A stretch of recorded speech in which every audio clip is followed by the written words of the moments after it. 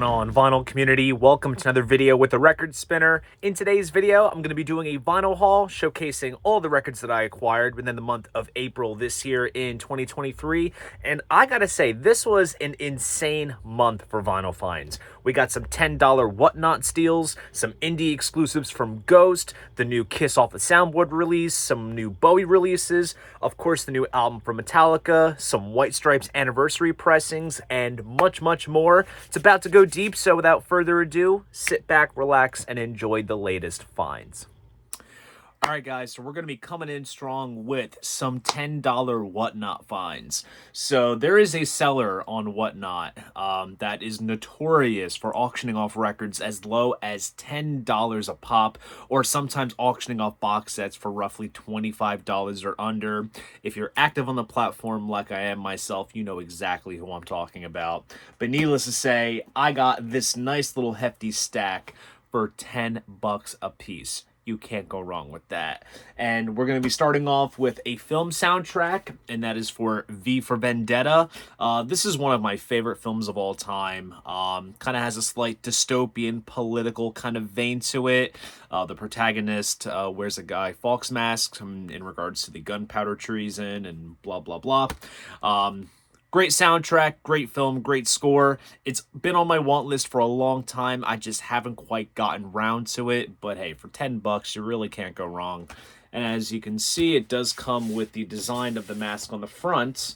But you also get your own Guy Fawkes mask as well that you can actually poke out and feed the little string through and wear it yourself if you're inclined to do so on the 5th of November when Guy Fawkes Day usually lands. But very happy to get my hands on this.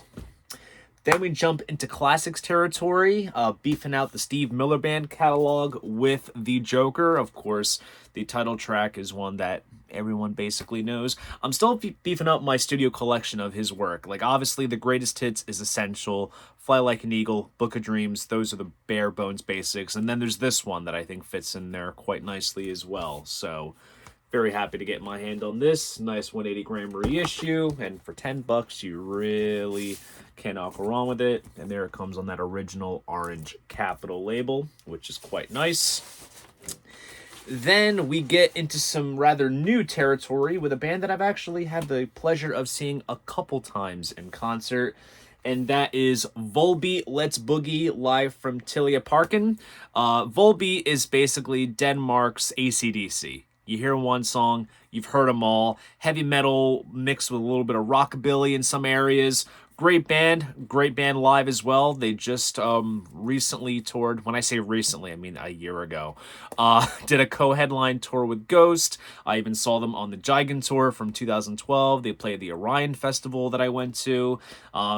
These guys really do not disappoint, and it's funny, they do have quite a catalog out there that I'm still getting, but it's the thing that I said, you hear one song, you hear them all, and granted, these guys do what they do, rather well, so, can't really complain. You can buy any record, and it's not going to be a risk. But this is a 3 LP set of them doing a big stadium show in their home country of Denmark. All kinds of special guests appear there. Lars Ulrich was there and a few others. It does come with a rather nice booklet, which is rather cool. Some cool pyrotechnic-filled type shots there. All good stuff. And then each of the band members come on the printed inners that come within the record set. So really stoked to experience this 3 LP live set from Volbeat. Going back into the classics, I finally got around to spinning my 3 LP Who Live at Leeds pressing, and then when I saw this making the rounds, I had to really jump on it and check it out for myself. Kind of from around the same time frame. This is the Who live at the Isle of Wight Festival in 1970. 3 LP set of their full set at the Isle of Wight. Features them doing, Heaven and Hell, Can't Explain, Young Man Blues, as well as a bit of a truncated version of Tommy. So if you want a nice sort of alternate piece to Live at Leeds, then this is the next best thing to perhaps check out. Nice gatefold jacket. I absolutely love John Entwistle's skeleton outfit. Just thought that was the coolest thing. And this pressing, all 3 LPs, compressed on gold vinyl. Has a slight metallic look to it when you look at it in one angle, and when you shine a light, it has like a slight sort of smoky kind of quality to it. It's kind of hard to see on camera, but believe me, if you can get this for 10 bucks, you'll see it for yourself. So happy to get my hands on some more classic era Live Who. Then we go into an artist that I'm kind of nosediving into. I did get a record of his in my last monthly haul. Granted, it was a sort of best of compilation, but now we're going to get scientific. I'm going to dive into some albums by Rory Gallagher, great blues guitarist. This right here is the 50th anniversary version of his debut album. This came out quite recently, in about 2 years ago, back in 2021. You get the album on one LP, and then you get studio outtakes, and then you get some BBC radio sessions and alternate versions. That's quite a lot to take in for a first listen, but I figured if anything, I'll digest the main album, and then I can appreciate the outtakes much later on. And hey, for 10 bucks, I mean, come on, let's be real here. But I'm sure my good friend Emma at 8 Vinyl Low is absolutely loving this right now, because she is a huge Rory Gallagher fan. So very happy to get my hands on this 3 LP set. We got some newspaper clippings here, photos of Rory, and just for the sake of showcasing some of this package, it does come with a nice booklet with some liner notes and photos, gives you some backstory and history, which is cool. And then we have scans of tape boxes on the printed inners. So overall, nice package. And to kind of complement that, upon doing some research, I found out that this next piece I'm going to show, which is another Rory record, actually goes for a little bit of money. And I figured, what better release to sit next to this one than the BBC John Peel Sunday Concert from 1971. This is taken from the same time frame as the debut. I believe this also appeared on the CD box set as well. That came out at the same time as that 3 LP set. But for some reason, this one's a little bit more valuable. I'm guessing that it's available exclusively through Universal online distributors, which is quite interesting. And it comes pressed on orange vinyl as well. So it's a very nice piece. And this goes for like 50 bucks roughly. So can't go wrong for 10. Moving onward, is it safe to say that this band is a little bit of a guilty pleasure? I mean, let's face it. The songs are crafted well. They have great voices. I can't say it's a guilty pleasure. Abba Voyage. This is ABBA's first new album in 40 years. I say that upon when it first came out back in 2021. This was all the hype back when it first came out, and I've always been meaning to check it out. Like, I knew that there was an indie variant. There was a Target version that had a different cover of, like, the AI, like, avatars on there. Or avatars, I should say. But it was just one of those things. It's like, you know what? I'll get to it at some point. And sure enough, 10 bucks, right price, right time. And then, of course, there are those avatars there, as I was saying. Kind of like digital renderings of how the classic ABBA, I guess, looked. And inside, we have this nice little sort of fold-out insert poster, which is cool. And then there's even a postcard of the guys and gals tracking in the studio. And then for the LP itself, printed inner with lyrics as well as pressed on black vinyl. So I'm going to dig into some guilty pleasure music with this one. And then we wrap up with some Beatles territory from Paul and George. The one from Paul is the Home Tonight picture disc. This was a Record Store Day Black Friday release from a couple years back. This comprises of some outtakes from the Egypt Station album, which is a firm favorite of mine. This kind of passed my radar initially when it first came out, because I'm not big on 7 inches or picture discs, but I was kind of like on a buying roll. I was like, you know what? I might as well get this. And I'll actually take it out, see if I can get this record out just so you can see the picture disc itself. But overall, very vibrant and colorful and eye-catching with all the various images and colors and such, which is rather nice. So good stuff there. And Next up, like I said, we have some George Harrison. This is his solo album, Gone Troppo. Not gonna lie, the only George Harrison solo album that I have is one of the early electronic ones that he did in the late 60s, and All Things Must Pass. Now, granted, I don't know if this would be the next best logical step, but for a cheap price, why not? Like, seriously, why not on Whatnot? And seriously, you got to check out that website, not that website, that app for yourself. I do have a invite code where if you sign up, you get $15 credit that you can use towards your first purchase. You've seen me do the spiel many times here on the channel, but believe me, I've gotten some fantastic things on Whatnot. You can see it in this haul already, as well as other hauls. It's all good stuff, and for a great, price, depending on what you get it for, it's all good fun. All right, so we are going to be moving onward with some Ghost releases. So as of lately this year, Loma Vista has been repressing some of the older Ghost titles on colored vinyl exclusive to mom and pop record stores, which is indeed a cool thing because it enables more variants to be collected by the most avid Ghost vinyl collectors out there.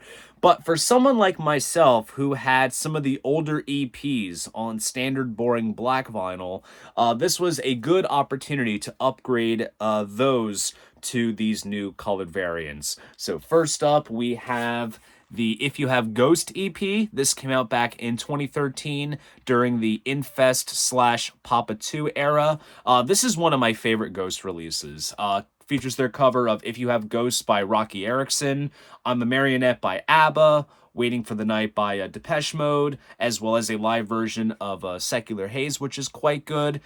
Produced by Dave Grohl, recorded at Studio 606. It's just phenomenal stuff. Has that great, dark, cultish ghost sound, which, quite frankly, I miss very much. Nice tip to Nosferatu with the jacket artwork. And this pressing comes pressed on yellow vinyl, which is quite nice. And then we also have the Popestar EP, which came out back in 2016 during the Meliora Papa 3 era. I actually have this already in the deluxe version of Meliora, but obviously I have to get the separate version because of the artwork and everything. This includes an original composition called Square Hammer, which is indeed one of Ghost's signature songs. It was one of their breakout hits, and it's the song that basically sold me on the band when I first saw them live when they opened for Iron Maiden. Great, phenomenal track. And then as for covers, they do Nocturnal Me by Echo and the Bunnymen, Missionary Man by the Eurythmics, and a couple of others. They really tip into their sort of 80s kind of influences on this. And this pressing comes pressed on clear vinyl. You can kind of see some bits of black in there. I don't know if some black vinyl pellets fell into the hopper as they were pressing this up, but it makes for a unique effect. But of course, it doesn't affect playback. But needless to say, very happy to get my hands on these cool Ghost variants, and who's to say if I might pick up more down the line. Okay, so the Bowie estate has been busy putting out some various vinyl products over the past couple of weeks, and since I'm a little bit of a Bowie completist, it was necessary for me to pick up the latest vinyl offerings. First up being the soundtrack to the film Moon Age Daydream, which I did get a chance to see at my local IMAX theater. It was quite the trip watching it on the big screen with all the surround sound stuff going on. Not your traditional sort of biography type documentary. This film focuses in on David Bowie's artistry, which I think is a rather unique thing to focus in on, and how there seems to be this sort of thread across his work despite delving into many different avenues with his various personas and eras, whether it's the Ziggy stuff, the Philly Soul period, Berlin, going commercial in the 80s, and then more artsy in the 90s, so on and so forth. So if you're expecting a sort of biography telling of his life story, you're not quite going to get that, but if you can kind of dive deeper into what made Bowie so unique at the time, and even, you know, still in his later days before he passed. It's an absolutely great watch. And the soundtrack is absolutely fun. I kind of liken this to like the Beatles' Love Cirque du Soleil soundtrack, how you have various different mashups and different mixes and live stuff and this and that. There's all kinds of stuff going on here. And as you can tell with the track list here, it is full of great tracks, different mixes, early versions, live cuts, all kinds of cool things. So this is not your traditional just run-of-the-mill compilation greatest hit soundtrack. There's actually some unique pieces to this that I think make this worth owning. Nice triple gatefold jacket here, which is quite nice.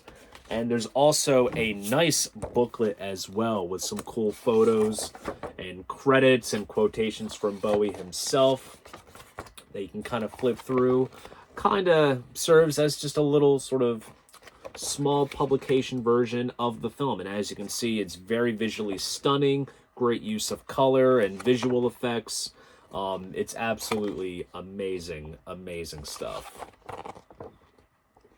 And then credits for all the songs.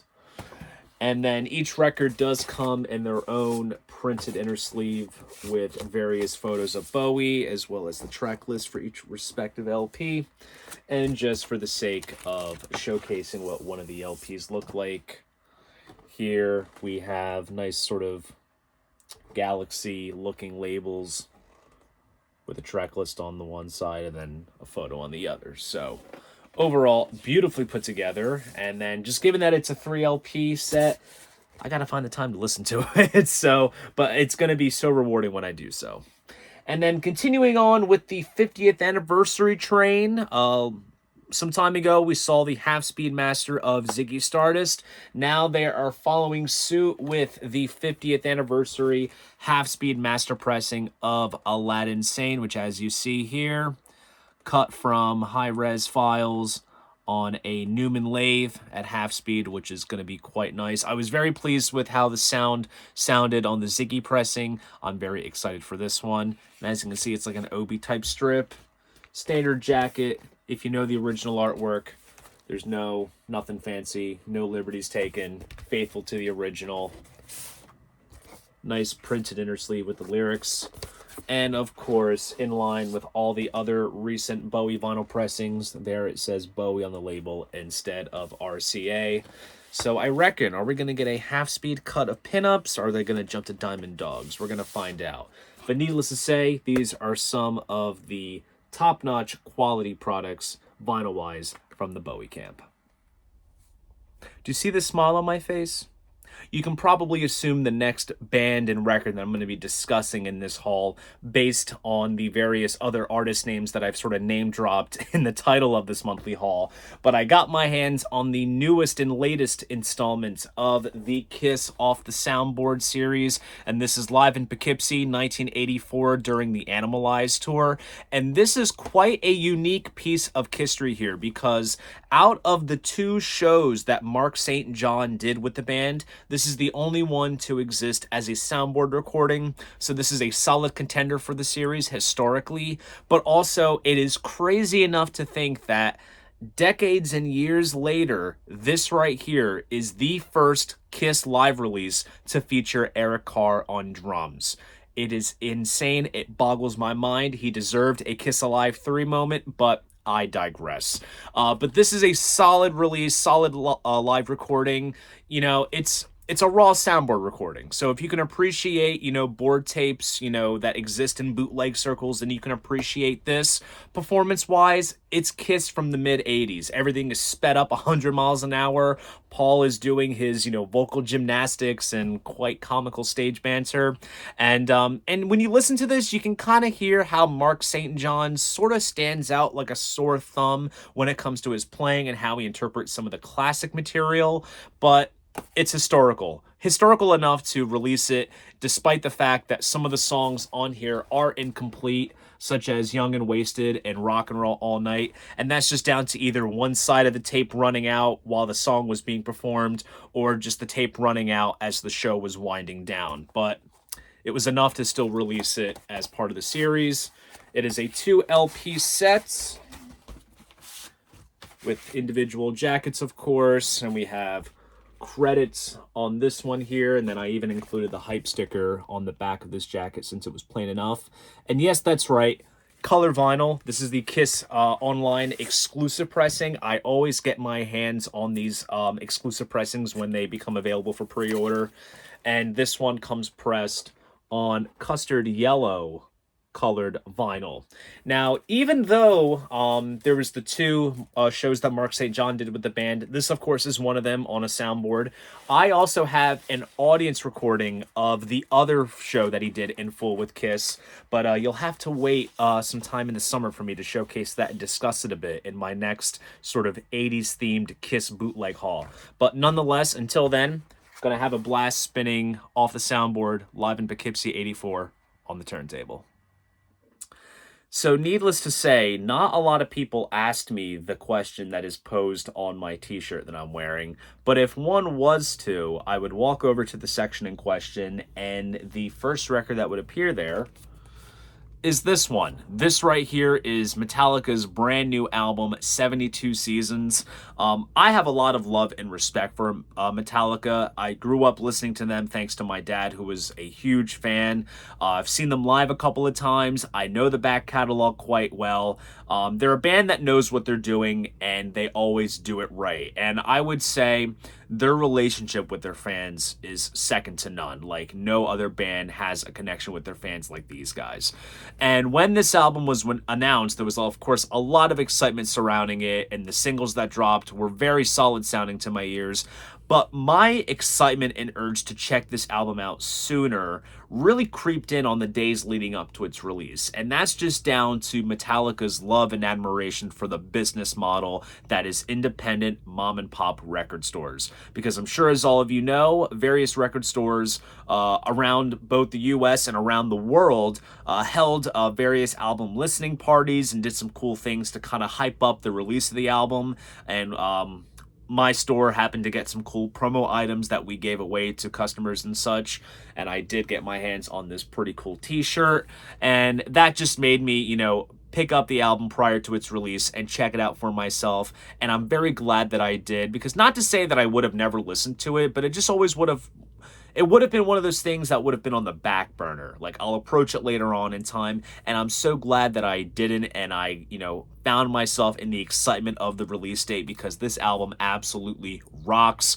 Great and heavy. It's melodic in places. It's very much, you know, kind of where Hardwired to Self-Destruct really kind of left off that, and they're just kind of continuing on. Because like I said, Metallica, they know what they're doing. They know what their sound is. They know what their fans want, and they constantly give it to them. So I am very, very pleased with this record. And of course, since I do work at a mom and pop owned record shop, this is the indie exclusive variant. Here we have a cool sort of die cut jacket here with printed inners that have the members of the band's faces on it. So there's James and Kirk, and screw it, I'll just pull out everything, showcase everything here.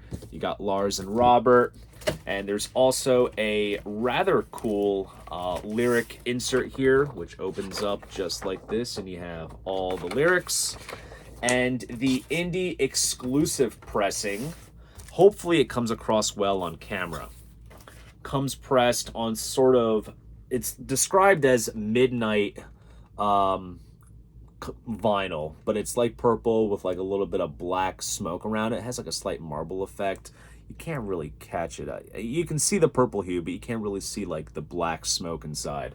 But come to find out from some of my my buddies who do own record shops of their own, this indie pressing is not available anywhere on the distributors, and it is never going to be pressed again.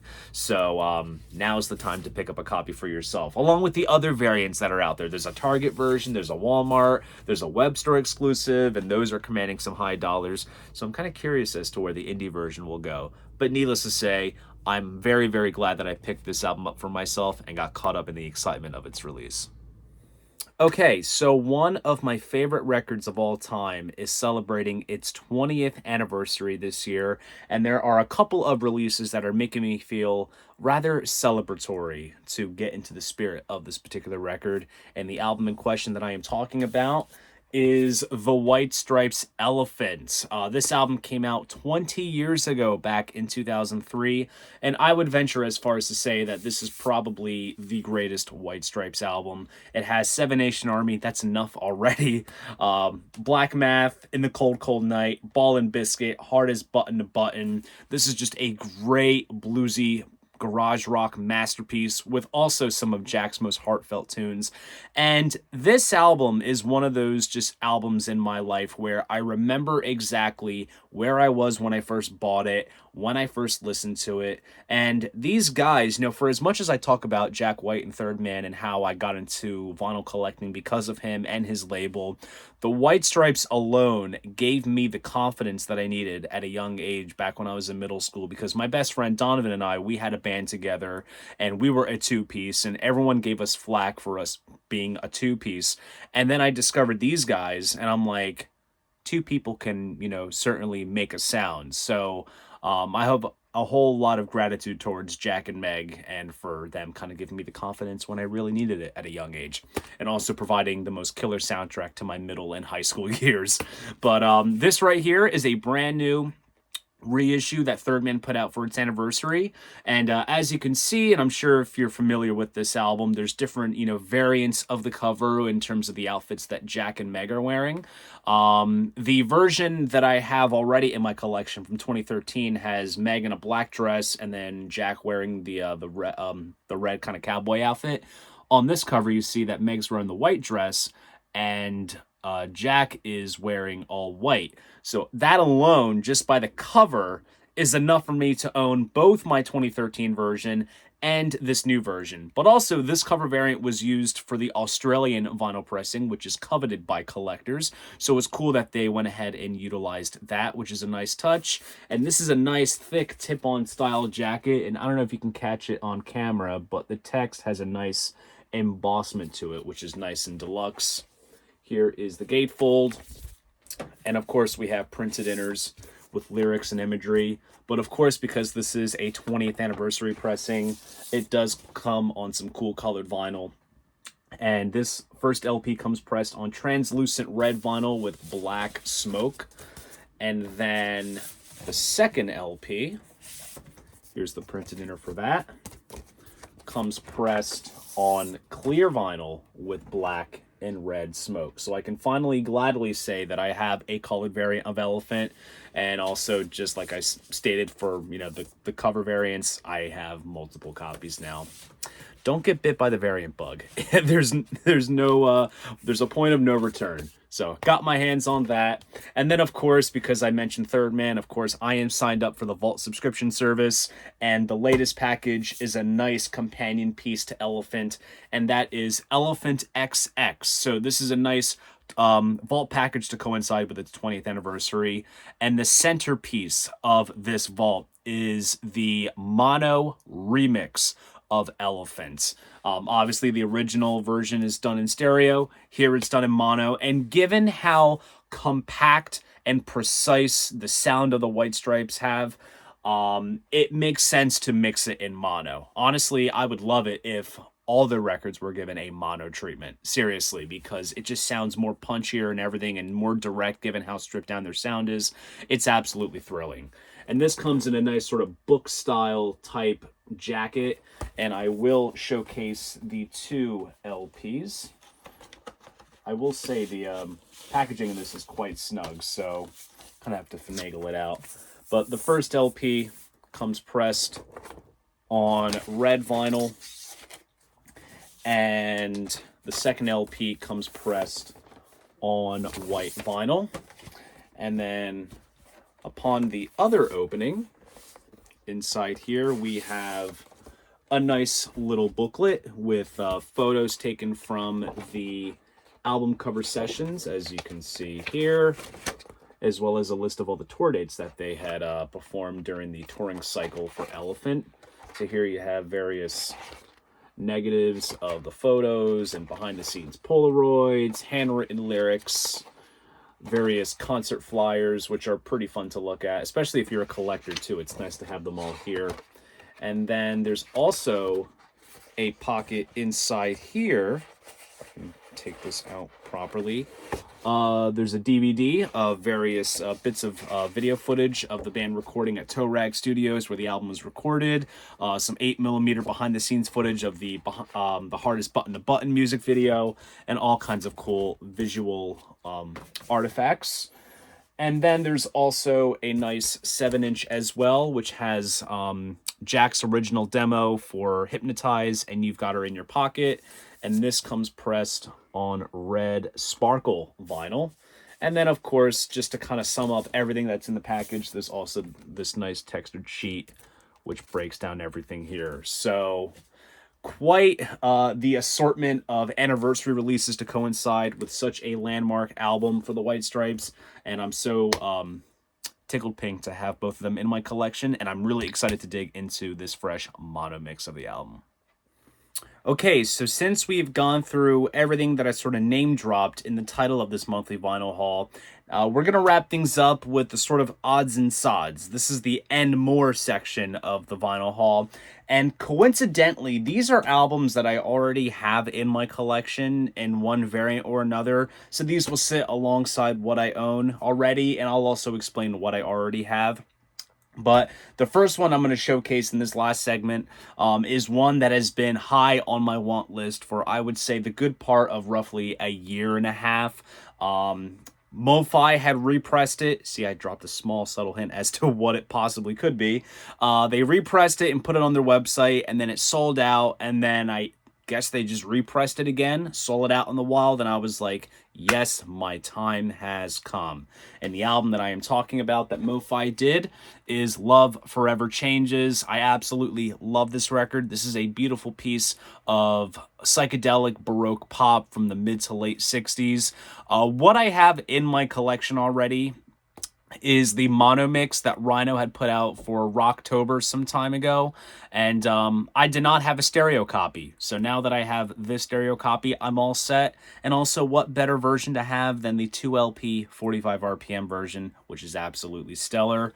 Now, I guess you could say that this is a sort of variant of the repressing, because on the back, it states the process as for, you know, what the source is. Well, obviously, you see they took the 1/4-inch tape, transferred to DSD, and blah, blah, blah. I don't need to explain the whole MoFi digital debacle, but in hindsight, the truth is, it doesn't matter. What matters is how it sounds.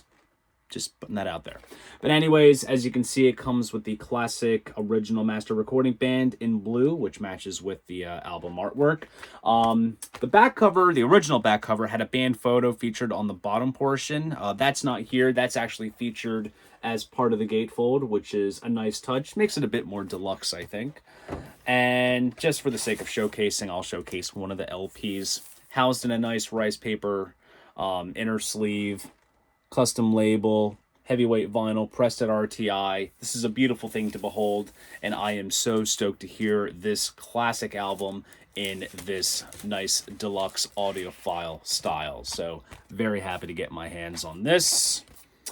And then we move on with the Godfathers of Metal, and that is Black Sabbath Sabotage. This album, along with the compilation We Sold Our Souls for Rock and Roll, was my sort of introduction to Sabbath at a very early age. So this album has a special place in my heart.